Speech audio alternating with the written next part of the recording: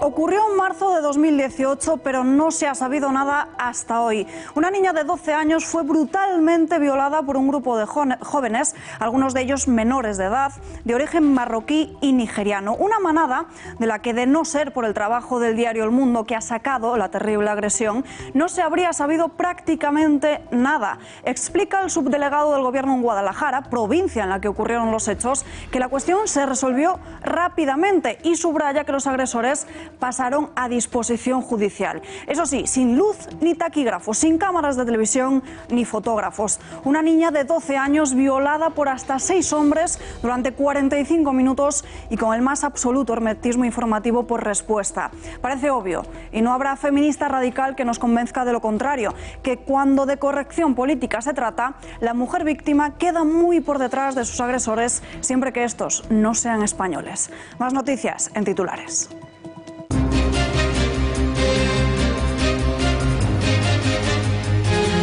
El defensor del pueblo catalán, al que Quim Torra había solicitado consejo, recomienda retirar los lazos amarillos hasta que pasen las elecciones. El separatista aseguró que seguiría la opinión de este, pero de momento el lazo amarillo continúa en el Palau de la Generalitat. Ante esta situación, diferentes políticos piden el 155.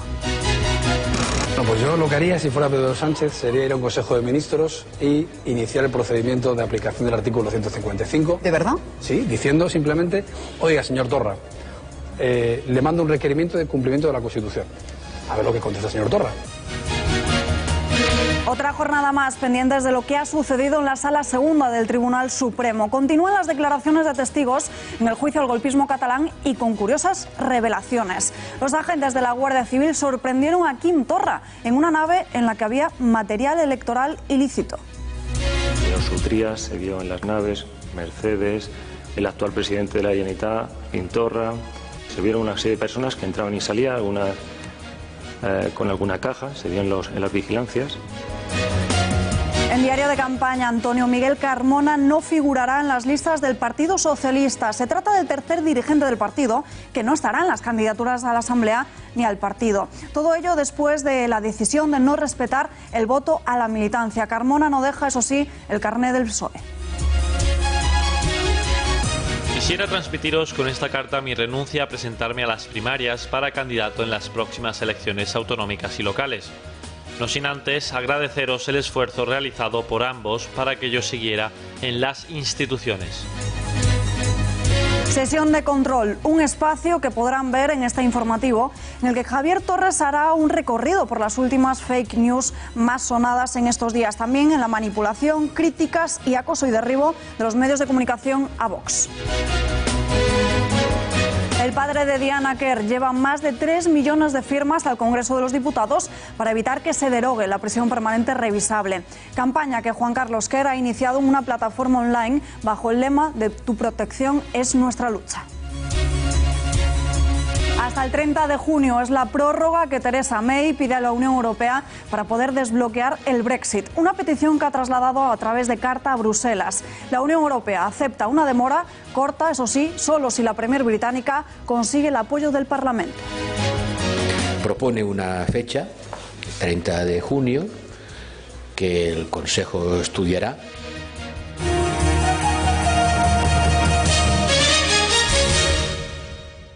Antes de la campaña, durante la campaña y después de la campaña, todo el mundo tiene derecho a expresarse libremente, a manifestarse, a reunirse, a exhibir todo tipo de simbología, excepto las que violan los principios democráticos, y que, por lo que afecta a las instituciones públicas, coincidimos con la Junta Electoral, que aquellas que dependen de la Generalitat en periodo electoral deberían no exhibir simbologías en sus fachadas y partes públicas, y que además, esto lo entendíamos, va desde el momento desde el día de la convocatoria hasta el día de la celebración de las elecciones.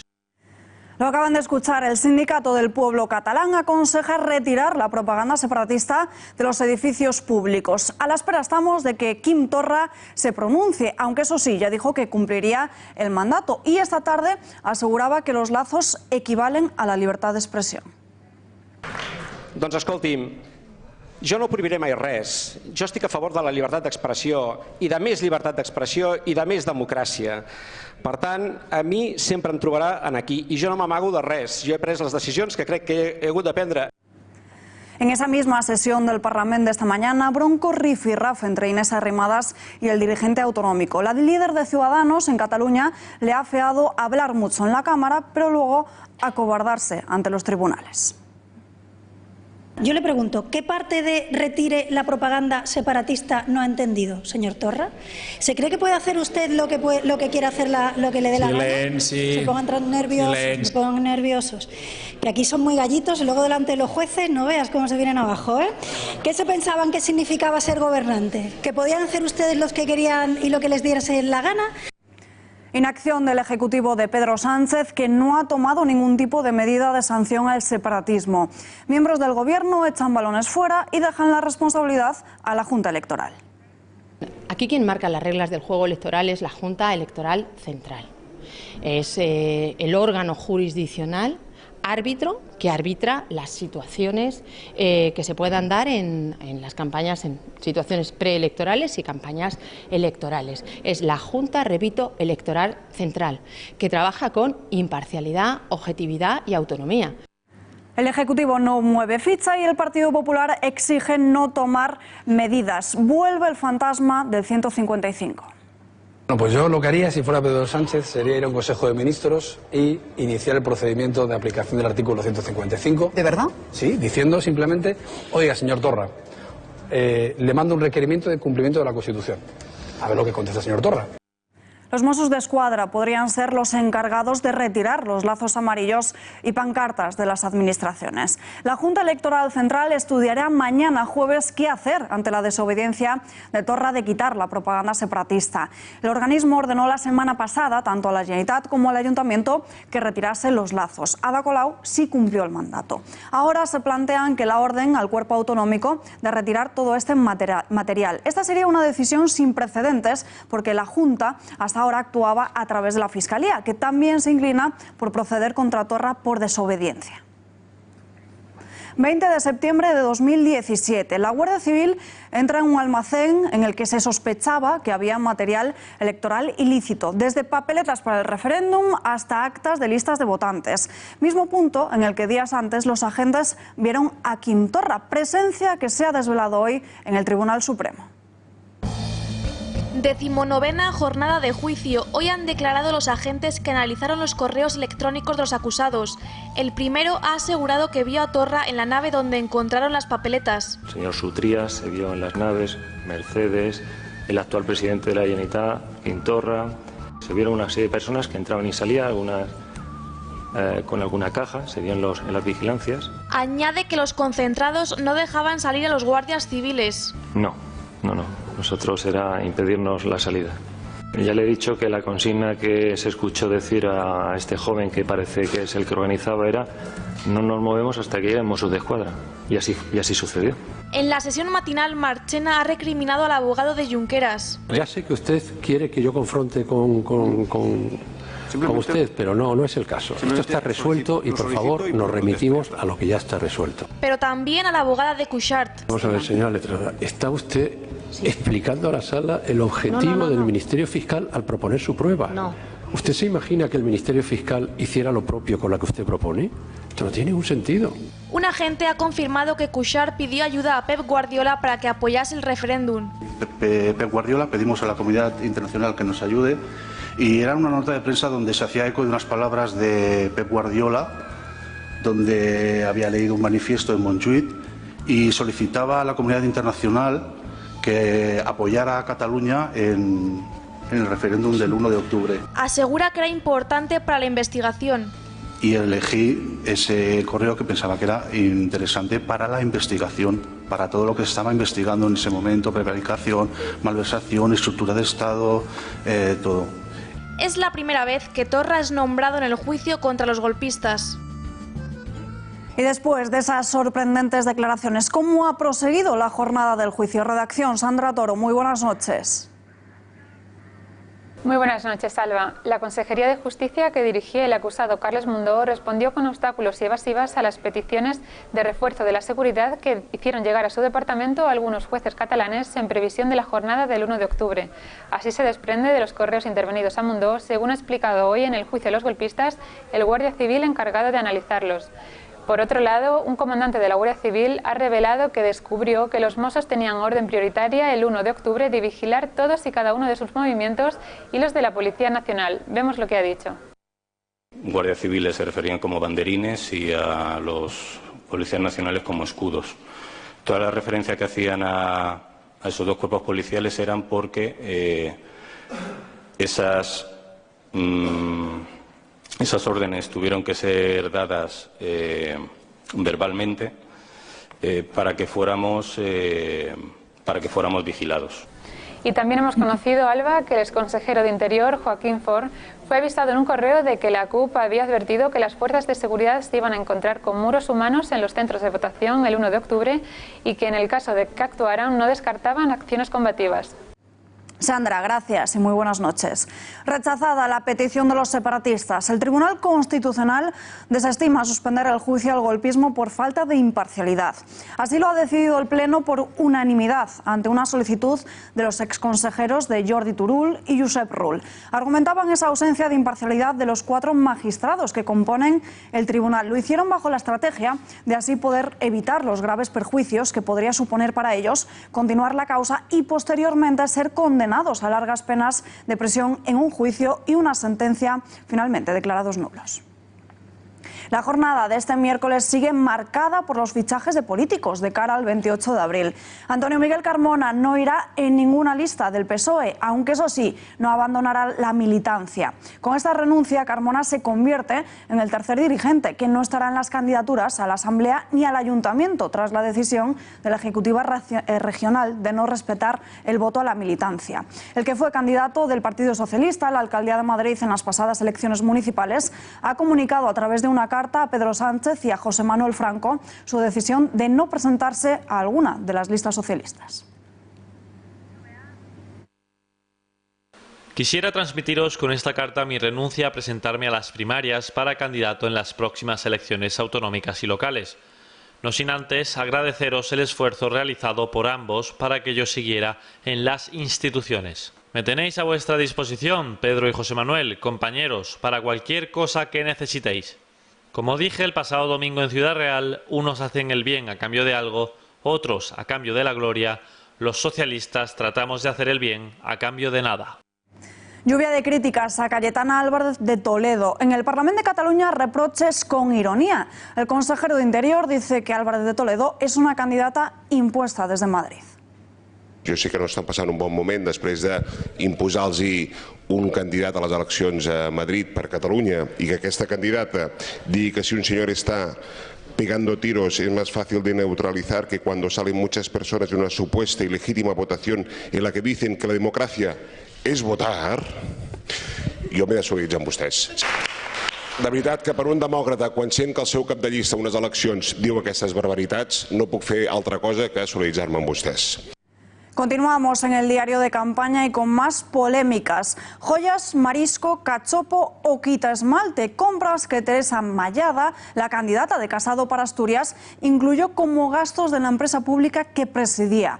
Así se manifiesta un informe al que ha tenido acceso el diario.es. Entre los años 2012 y 2018, Mallada presidió la empresa pública de UNOSA, a la misma que se le realizó una auditoría años después. Gastos que la candidata popular habría incluido dentro del concepto de anticipos de viaje de la presidencia. Sin embargo, como recoge el medio, la auditoría señala que las partidas no parecen obedecer a esa naturaleza. Todos quieren a José Manuel Soto en sus listas. Primero fue Vox y ahora conocemos que el Partido Popular también habría intentado tantear al cantante. Según el Diario de Sevilla, la formación de Pablo Casado le ofreció ir por la lista de Sevilla al Congreso de los Diputados y por su parte el partido de Santiago Abascal le habría brindado la candidatura a la alcaldía de esa misma ciudad. De Coca-Cola a política, Marcos de Quinto es una de esas elecciones de Ciudadanos. Lo hará como número 2 por Madrid, nombramiento no exento de escándalo.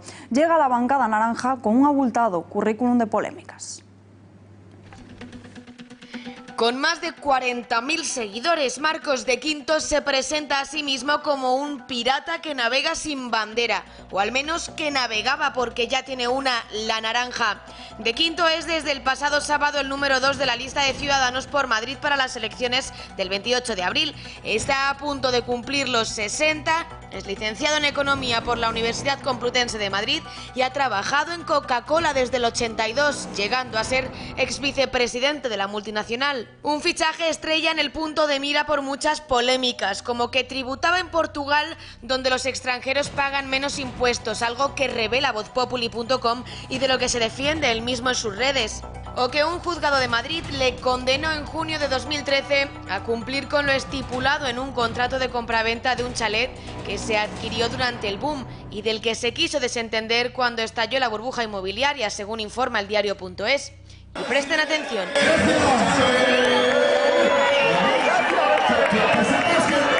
Así llegaba la mujer de Marcos de Quinto al altar en septiembre de 2017 para casarse con él. Y así salían de la Catedral de Cuenca tras el enlace.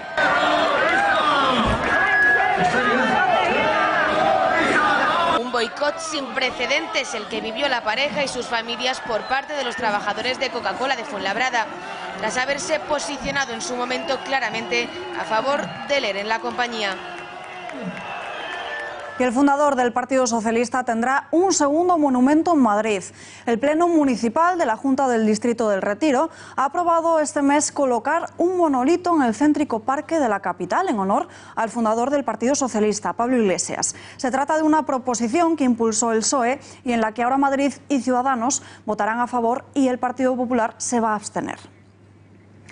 Se trata, como les decimos, del segundo monumento al fundador del Partido Socialista en un Madrid que parece haberse olvidado de otras biografías. Editorial con Rosa Cuervas Mons.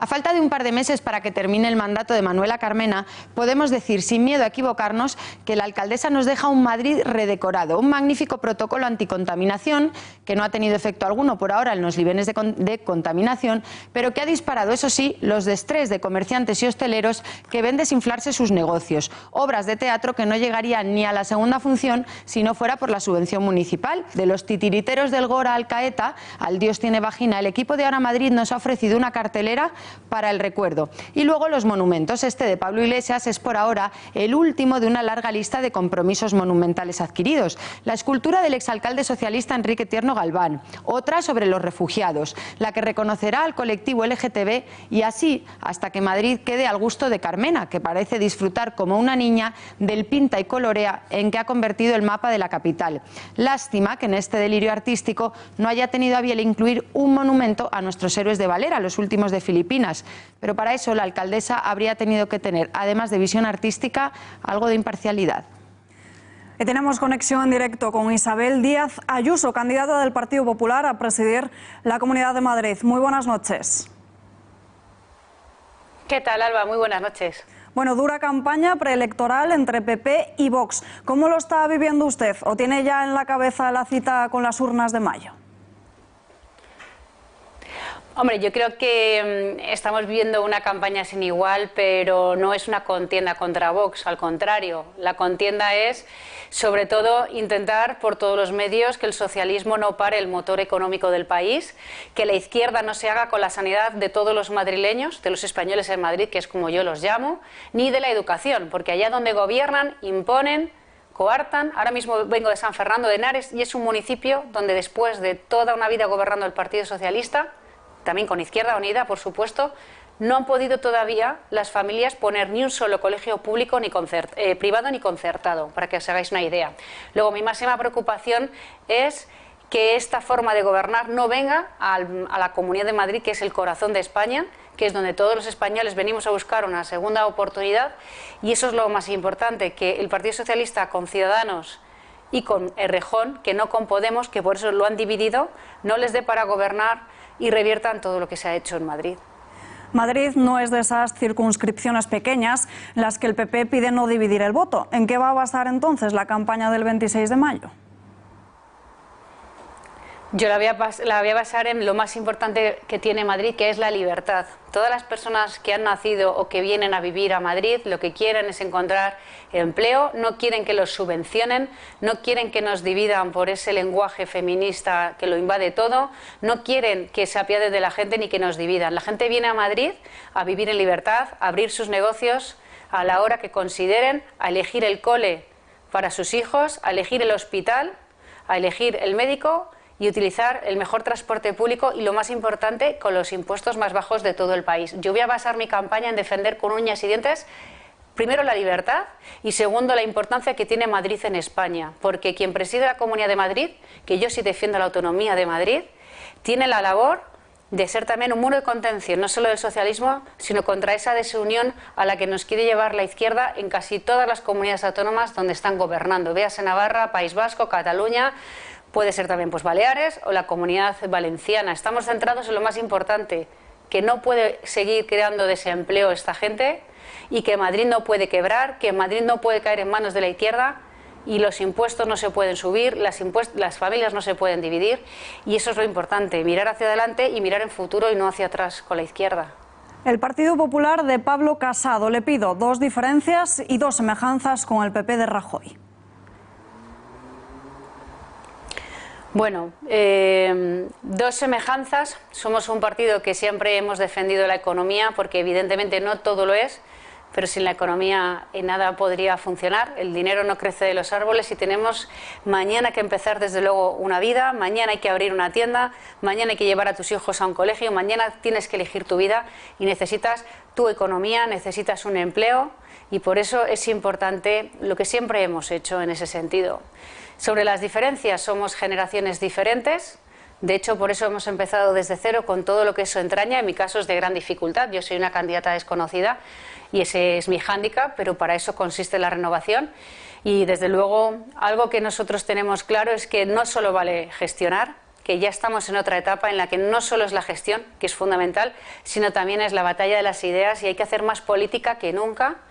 Hay que pelear las cosas mucho más que nunca y sobre todo hay que dar, como digo, esa batalla ideológica y no ceder a, bueno, pues a esa política a esa tiranía de lo políticamente correcto que todo lo invade, a tapar problemas reales que existen y a defender como nunca, con menos complejos que nunca y con más corazón y con más ilusión, el proyecto de España. Es un gran proyecto que nos quieren dividir, sacan a Franco a pasear, no es casualidad.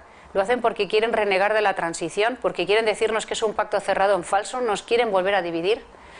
Luego, lo que nos diferencia está claro, y sobre todo lo que nosotros es reivindicar una nueva etapa. Por eso hemos pasado a un congreso. Se ha comprometido a que Madrid tenga un monumento a los últimos de Filipinas, el que ha negado hasta ahora la alcaldesa Manuela Carmena. ¿Qué le parece ese nuevo monumento a Pablo Iglesias?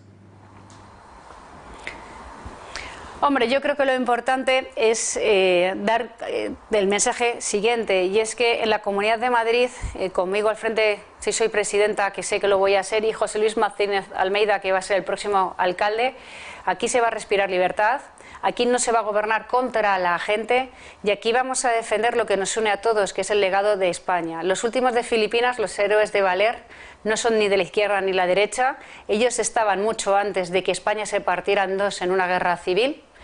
Y por supuesto todo aquello que nos une y que nos recuerda que somos un gran país y que tenemos un gran legado, con nosotros va a salir a la luz, y vamos a recuperar la cultura para todos y vamos a recuperar la dignidad de la historia de España, que es grande y que la izquierda intenta mermarlo. Sobre Pablo Iglesias, bueno, yo lo he consultado, me dicen que ya hay también una calle importante en su nombre, y que este monumento se pondría sobre donde está ahora mismo el enterrado.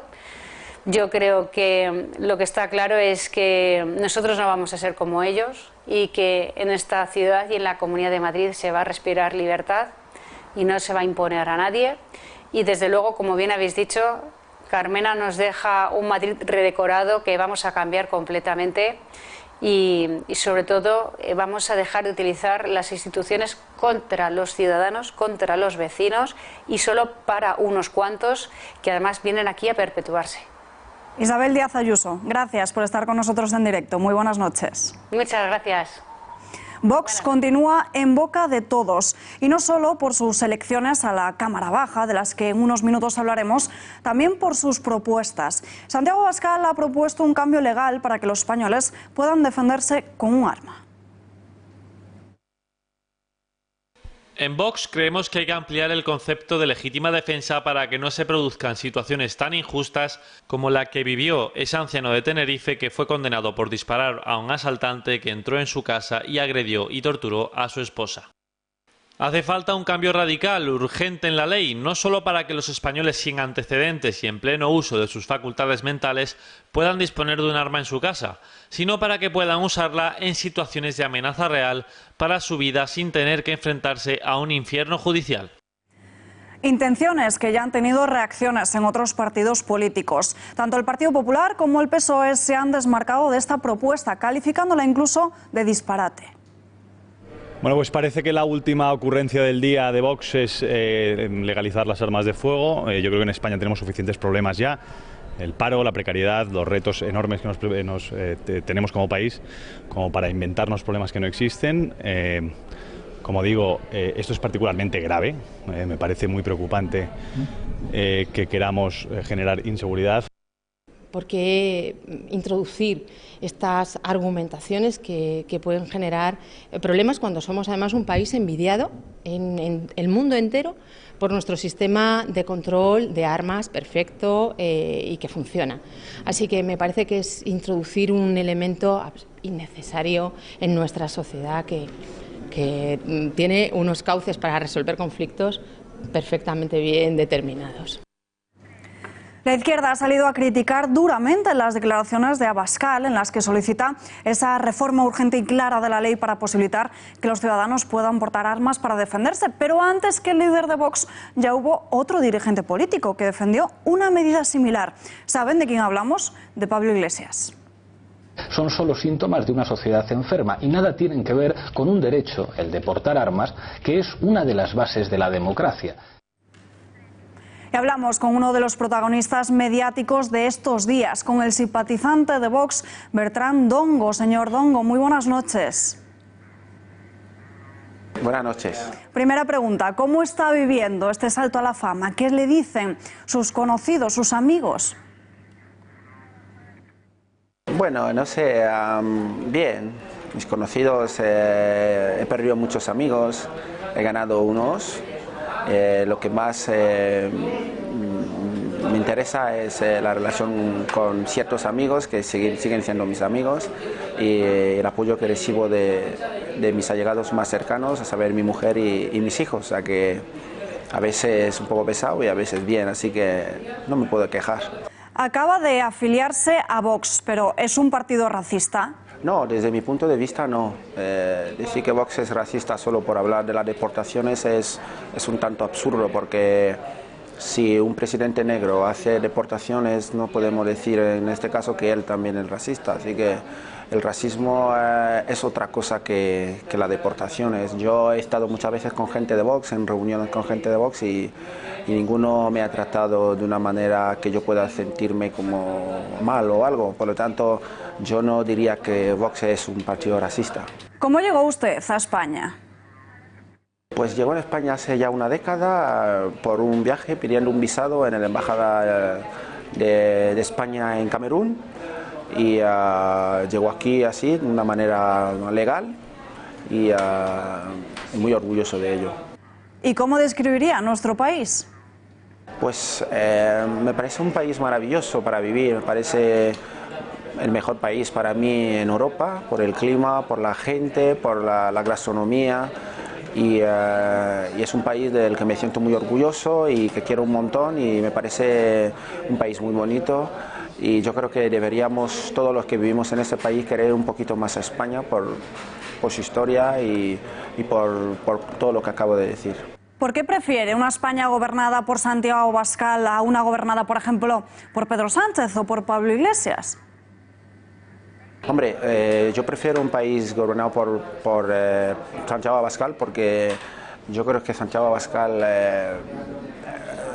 es capaz de proteger lo que yo defiendo, que es la unidad de España, que no se puede negociar con independentistas, que no se puede aliar con terroristas y no se puede estar con gente incoherente e irresponsable como los de Podemos, que prometen un mundo bonito que solo viven ellos y luego lo demás no da nada para ellos. Por lo tanto, yo prefiero un Santiago Abascal firme, que da una ilusión más fuerte a España, que los españoles se vuelvan a sentir españoles, con un país más fuerte, con una lucha contra los independentistas un poco más contundente, porque si hay un partido capaz de plantar cara a los independentistas, es Vox. Gracias y muy buenas noches. Buenas noches, gracias. Y en precampaña electoral lo que hemos visto en estas últimas semanas han sido informaciones manipuladas, fake news y críticas hacia Vox. Sesión de control, Javier Torres.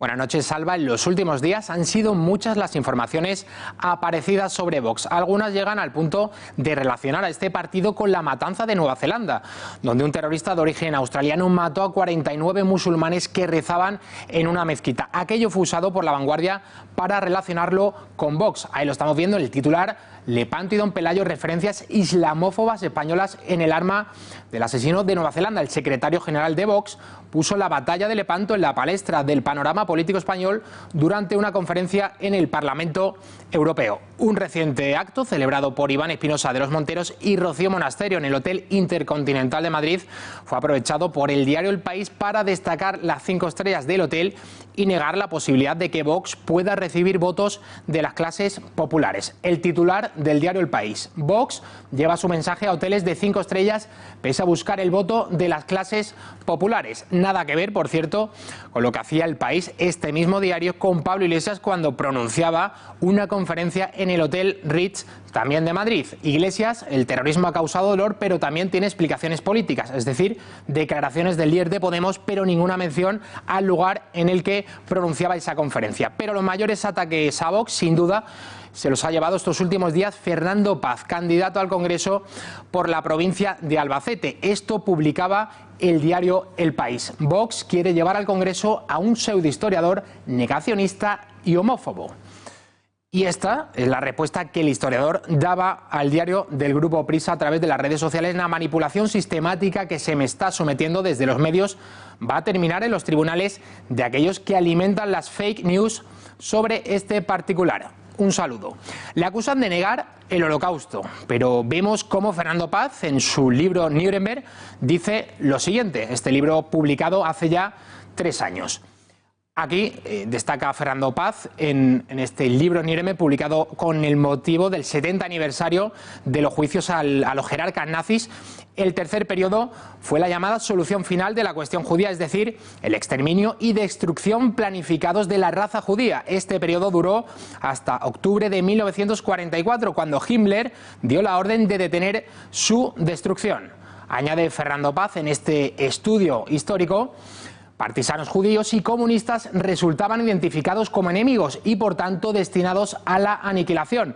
En ese contexto se produjo la acción de los Einsatzgruppen, que el frente ruso actuaron con particular dureza durante los primeros meses de la campaña en el este y asesinaron a cerca de 1 millón de personas, judíos en su inmensa mayoría. La Unión Soviética fue un inmenso laboratorio en el que los comandos nazis de las SS comenzaron a experimentar diversos métodos de aniquilar a los judíos. Pues queda desmontado esto de que Fernando Paz no niega el Holocausto. Ayer en La Sexta, ejercicio de manipulación al cortar sus palabras para que pareciera que Fernando Paz estaba apoyando rehabilitar a los jerarcas nazis. Vean. Los alemanes que ejecutaron las órdenes que eran legales en el Tercer Reich estaban actuando de forma correcta. Habría que hacer una revisión del juicio y rehabilitar realmente todos estos. Esto ha tenido respuesta por parte del protagonista anoche en El Gato al Agua. Las imputaciones son tan, tengo que decirlo así, tan miserables y sobre todo tan falsas. Si me permites, mira, ha habido una, concretamente de La Sexta, yo creo que hay que decirlo con su nombre, en la cual me han hecho la jugada de Poncio Pilatos. Poncio Pilato fue crucificado, muerto y sepultado, como todos sabemos, ¿no? Si uno lee el credo de determinada manera, resulta que es así. Claro, si le quitas lo que viene antes, pues eso es lo que pasó con Poncio Pilato. El periodista colaborador de La Sexta, Antonio Maestre, le acusaba además de tener amigos filoterroristas. Si algo tienen claro en Vox es que el nivel de Santiago Abascal es limitado y que tendría problemas para enfrentarse en terreno abierto a las preguntas o a la confrontación de ideas, sobre todo cuando tendría que defender, por ejemplo, un fichaje como el de Fernando Paz, es decir, lo puede desde Twitter con un mensaje, pues puede hacer la gracieta, pero si tuviese a un periodista delante que le confrontara sobre quién es Fernando Paz y cuáles son sus amigos filoterroristas, pues ahí tendría más problemas. Estas palabras venían motivadas por la conferencia que Fernando Paz ofreció hace unos años en Alianza Nacional sobre ideología de género. Concretamente en dos ocasiones, que dista mucho de la información que se ha dado. Creo que ha sido también La Sexta que ha dicho que soy habitual participante por si hacer una cosa 2 veces en la vida, ser algo habitual de algo, en fin.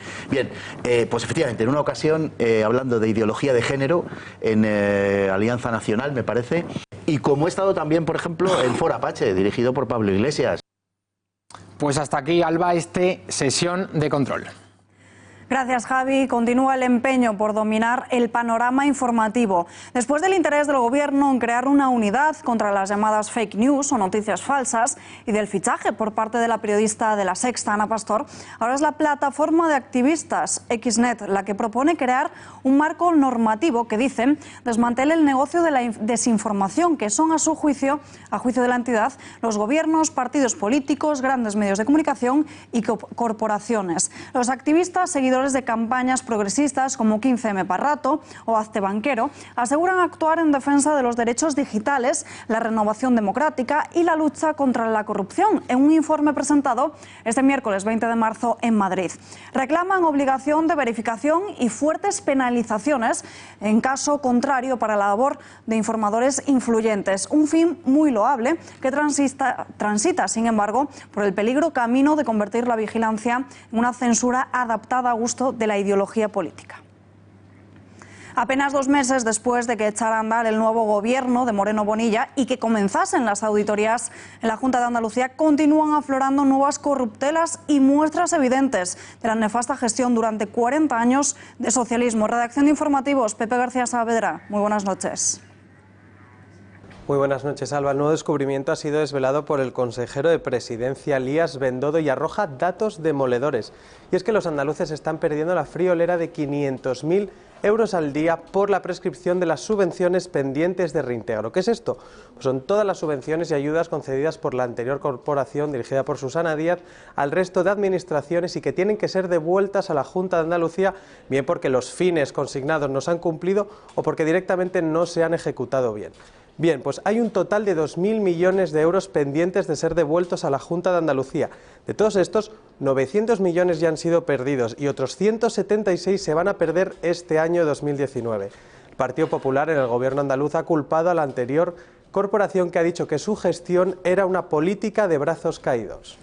Gracias, Pepe, y muy buenas noches. Esto se conoce 3 meses después del adiós al socialismo en la Junta de Andalucía. Corruptelas por las que el Partido Popular exige explicaciones. Expliquen los números de la vergüenza. Su incapacidad ha lastrado el desarrollo de Andalucía y en la peor crisis que se recuerda, el gobierno socialista tenía herramientas y recursos que no llegaban a los andaluces. El director de un instituto en Barcelona veta la asignatura de religión. Un docente de religión ha decidido tomar medidas legales y presentar una querella contra el director de un instituto que le ofreció una plaza por vetar la asignatura y no dar a las familias la oportunidad de elegirla a comienzos del curso. Se trata del Instituto de Enseñanza Secundaria de Tiana. Denuncian también al director de los Servicios Territoriales de Educación del Maresme, a los que acusan de prevaricación por impedir que se imparta la asignatura de religión en ese centro, pese a tener asignado un profesor para ello. El sindicato Profesores de Religión de Cataluña ha denunciado que en la región hay más de 700 escuelas e institutos públicos en los que no se parte ningún tipo de asignatura de religión. El sindicato interpone esta querella con el apoyo de la Asociación de Abogados Cristianos. Tenemos en conexión en directo a través de Skype con Polonia Castellanos, presidenta de Abogados Cristianos. Señora Castellanos, muy buenas noches. Hola, muy buenas noches. Veto a impartir la asignatura de religión. ¿De qué delito se acusa al director del centro? Pues en principio es un delito clarísimo de prevaricación. En este caso hay un profesor de religión con una plaza de religión que quiere dar clase de religión, hay una vacante, se presenta en este centro porque se le adjudica así y le dicen que no puede dar clase de religión católica, que rediseñe el programa. Entonces él rediseña el programa, aunque no tendría por qué, porque es un profesor de religión católica. Y cuando rediseña el programa le dicen que es un programa con muchos tintes de religión católica, evidentemente él es católico, y que no puede impartir esa clase. Entonces, evidentemente es un caso clarísimo de prevaricación, es un caso además que hay discriminación por causa de sus creencias, y nos encontramos en la tesitura de que hemos descubierto que a este profesor, por ejemplo, no le dejan dar clase de religión, pero es que hay muchos más centros donde no dejan dar clase de religión y municipios donde un padre que quiera llevar a sus hijos a clase de religión católica no le dan esa opción, aunque quiera, aunque sea un derecho fundamental, pero no se la dejan. ¿Cómo se enteraron ustedes de que se estaba produciendo el veto en ese colegio? Es el profesor el que se pone en contacto con nosotros y vamos a intentar ponernos en contacto con más profesores que sabemos que están pasando por lo mismo, a los que animamos a denunciar, saben que tienen todo nuestro apoyo y toda nuestra cobertura legal y son los que también nos están informando que hay municipios en los que no hay opción a dar clase de religión. Incluso tenemos conversaciones de miembros de estos centros educativos donde dicen que tratan de desincentivar a los padres para que sus hijos o los padres no escojan la asignatura de religión católica. Esto en Barcelona, pero debido a la ola laicista que se ha instalado en nuestro país, ¿han recibido quejas de otros puntos del país? De momento hemos recibido bastantes en Cataluña, pero sabemos que hay más. De hecho, hemos llevado algunos casos en Madrid y es algo que se está produciendo en toda España. Hace poco también nos enterábamos que una directora de un instituto había quitado, porque le había dado la gana, un crucifijo, cuando Estrasburgo dice, y además es jurisprudencia firme, y que España debería aplicar, que los crucifijos pueden permanecer en las aulas y deben permanecer en las aulas. Y ya digo, una directora, porque le da la gana y de forma totalmente arbitraria, discrecional y discriminatoria, se dedica a quitar crucifijos del centro educativo. Algo que también nos hemos puesto con el centro educativo y pensamos en denunciar también, evidentemente. Otro asunto, la Fiscalía rechaza pedir la prohibición de la obra de teatro de Manuela Carmena, denunciada por ustedes. ¿Qué van a hacer ahora? Pues nosotros estamos ya redactando la querella para interponerla. Y nosotros lo que hicimos el viernes fue, en cuanto nos avisan y tenemos noticia de que se iba a realizar esta obra, llamarlo de alguna manera, que claramente se dedica a atacar a los sentimientos religiosos de los católicos y se mofa de nuestras creencias, además con dinero que pagamos todos, nosotros interpusimos medidas cautelares y se da la curiosa circunstancia que nosotros nos enteramos del resultado de estas medidas cautelares por la prensa. Es decir, no sé por qué los periodistas se han enterado antes que nosotros, que somos la parte implicada. Algo que es bastante irregular y que, por cierto, nos ha pasado, aunque sea muy irregular, nos ha pasado más de una vez. Entonces nosotros estamos tramitando ya la querella, interpondremos una querella porque evidentemente esto es un ataque que no se puede consentir. Y para los que nos dicen que existe la libertad de expresión, pues bueno, a la vista está que la libertad de expresión no existe para todos de la misma manera, cuando si se hace un poema relativo a la señora Montero, se impone una sanción de 70.000 euros porque se está vulnerando su derecho al honor, pero contra los católicos se puede hacer absolutamente cualquier cosa y no tiene ningún tipo de repercusión. Por esto no estamos dispuestos a pasar y por supuesto que este ataque y todos los que haya estarán con nosotros de frente y por supuesto que denunciaremos, nos querellaremos, demandaremos y todo lo que sea necesario para que se nos mida a todos por el mismo rasero, seamos iguales ante la ley y se respete a los católicos. Señora Castellanos, gracias y muy buenas noches. Muchísimas gracias, buenas noches. Se lo contábamos ayer, en plena campaña electoral, el secretario de Estado de la Seguridad Social, Octavio Granado, solicitaba públicamente que tras las urnas del 28 de abril, la pensión de viudedad se vinculase a la renta del beneficiario. Sobre este propósito, en ningún momento se refirió a cómo hacerlo, pero sí que afirmaba que cualquier modificación afectaría a futuras pensiones, no a las que ya se están cobrando. Tremendo rapapolvo de Isabel Celaá a Octavio Granado, de Madalena Valerio, disculpen, a Octavio Granado. La ministra portavoz, le rectifica, le afea en público esas palabras porque, según ella, encima de la mesa del Ejecutivo no está esta reforma. Bueno, pues Octavio Granados es una persona que sabe mucho de seguridad social y opina en alto, va a conferencias, a charlas, y entonces él opina, entonces a veces no se da cuenta que forma parte de un gobierno, sabe mucho, es un buen técnico de la seguridad social, y de vez en cuando, pues luego tengo yo que ir aclarando algunas cuestiones. Lo analizamos con el periodista y director de Pulso Económico, Xavier Orcajo. Xavier, muy buenas noches. Buenas noches, Alba. Bueno, de nuevo, otra rectificación del Gobierno. Claro, pero esto nos sirve porque demuestra cómo las medidas se toman en función de un interés electoral, no de un interés social o, en fin, de un ánimo de igualdad, sino porque dan votos. Entonces este señor, pues Granado, el pobre, que tiene una idea política de su cargo y dice, no, vamos a ligar las pensiones de viudedad a lo que cobran las viudas y los viudos, ¿no? Y claro, esto hace que algunos dejen de votar al PSOE, porque claro, la viuda que está a 800 euros y pasa a 700, pues esto no le va a gustar nada. Una cosa son sus derechos y otra cosa es que tenga pisos en alquiler y tenga otros ingresos. No se puede mezclar una cosa con la otra. Bien, pues entonces por eso ha salido como una locomotora Magdalena Valerio haciendo este tipo de desmentido, decir, no vamos a tocar nada de las pensiones de viudedad, estén tranquilos y continúen votando al PSOE, ¿no? Demuestra que su interés es únicamente obtener el voto del contribuyente que está sometido a sus medidas de economía. Desde luego. Y otro asunto, Xavier. Varapalo del Banco de España a Pedro Sánchez. 3 alertas. El crecimiento de la economía española se frena, se aumentará de forma sustancial el déficit público y, en caso de no corregirse la actual senda, el país corre el riesgo de sufrir males mayores y surgen nuevas turbulencias en el horizonte. El Banco de España eleva 1/10 la previsión de déficit público para este año, hasta el 2,5% del PIB, y la mantiene en el 2%. Un asunto, el Gobierno se ha pronunciado sobre este asunto, sobre el déficit. La ministra de Hacienda promete que bajará del 2,7%. Estamos ultimando los trabajos para comunicar oficialmente los datos de cierre del año, pero ya tenemos certeza de que conseguiremos bajar de este 2,7%, gracias a la evolución de los ingresos en el último cuatrimestre del año 2018, es decir, a la buena marcha de la economía en la última parte del año 18 y al menor coste de la deuda. Esto es lo que dice Montero. La ministra habla del 18 y el Banco de España hace una proyección sobre los primeros meses del 19, o sea que hay una pequeña contradicción.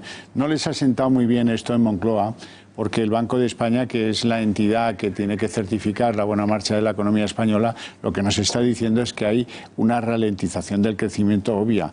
Es verdad que solo es de un 0,1. Estamos hablando de que en el primer trimestre las previsiones hablan de un 0,6 y venimos de cerrar el último trimestre del 2018 en 0,7. Hagan la resta, 0,1. Pero sí es muy significativo que la anterior fue mayor a 0,7, o sea que vamos declinando. Esto lo han dicho muchos, pero no el Banco de España. Y ahora el Gobierno no va a tener otra que reconocer eso. Respecto al aumento del déficit, pues es más peligroso, también es 1/10 lo que aumenta el déficit, pero es peligroso. Y eso que tienen un gobernador del Banco de España, Hernández de Cos, que es un señor que es una especie de aspirante a ser mafo, como aquel que tenía Zapatero, porque le han preguntado en una rueda de prensa y le han preguntado, oiga, ¿y España con esto que usted cuenta del déficit podrá seguir creciendo? Dice, sí, gracias a la idiosincrasia de los españoles. En fin, Xavier, gracias y muy buenas noches. Buenas noches. Volvemos a nuestra noticia de apertura. La manada de Azuqueca. Así se conoce a los 6 marroquíes que violaron a una niña de 12 años. Justo hace 5 días se cumplió un año de este suceso que no hemos conocido hasta ahora. ¿Por qué se ha silenciado? ¿Qué ha pasado con los agresores? Patricia Tenorio, cuéntanos todos los detalles alrededor de ese fatídico 15 de marzo. Muy buenas noches. Buenas noches, Alba. Un terrible suceso que tuvo lugar el pasado 15 de marzo de 2018. La víctima, una niña española de 12 años, fue violada por una manada de al menos 6 jóvenes de nacionalidad no española de entre 15 y 20 años. Sin embargo, este hecho ha permanecido silenciado, como bien dices. El motivo lo desconocemos. Era la 1 de la tarde en un parque de Azuqueca de Henares, en Guadalajara, cuando se acercaron a la víctima y a una amiga, un grupo de jóvenes de origen marroquí y nigeriano. Algunos eran conocidos por el entorno escolar o de amistades comunes. Acto seguido, la banda cogió en volandas literalmente a las chicas hasta una antigua residencia de ancianos abandonada y cercana a donde estaban. Allí las introdujeron en una habitación hasta que tras unos minutos decidieron liberar a la amiga de la denunciante por ser de origen árabe. Fue entonces cuando, tras llevarla al baño, la tumbaron boca abajo, la sujetaron de manos y piernas, le taparon la boca y la violaron anal y vaginalmente, uno a uno. Al menos 5 o 6, según recuerda la víctima. 45 minutos de auténtica tortura. Me preguntaba, Salva, por los agresores. Según fuentes jurídicas, 3 de los menores pactaron con la Fiscalía 3 años de internamiento y 5 más de alejamiento de la víctima. De los mayores de edad, tan solo uno está en prisión preventiva, el otro adulto en libertad. Gracias, Patricia, y muy buenas noches. Más de 3 millones de firmas de apoyo a la prisión permanente revisable llegarán mañana al Congreso de los Diputados. El padre de Diana Quer ha conseguido reunir exactamente 2.200.000 firmas para que no se derogue esta pena. Bajo el lema de Tu protección es nuestra lucha, Juan Carlos Quer inició una campaña a través de una plataforma online tras la aparición del cuerpo sin vida de su hija. Movimiento para evitar la derogación de la pena de prisión permanente revisable, vigente desde el año 2015 en el Código Penal español.